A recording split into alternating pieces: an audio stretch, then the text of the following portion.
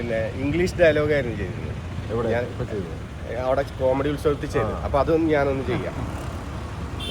I went to Kannur to participate a police meet, and I understood that all the gates to the stadium was blocked by CPM people, and I understood that their strategy is to create a serious violence in Kannur.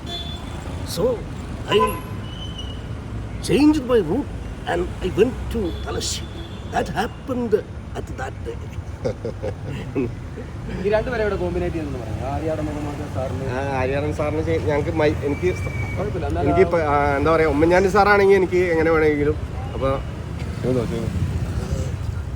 മോനെ, എന്തായാലും ഇവിടെ വന്ന് എൻ്റെ സുഹൃത്ത് ആര്യാടൻ മുഹമ്മദിൻ്റെ മകന് വേണ്ടി പ്രവർത്തിക്കാൻ കാണിച്ച ആ മനസ്സ്, അതിനെ ഞാൻ അപ്രീഷിയേറ്റ് ചെയ്യുകയാണ്.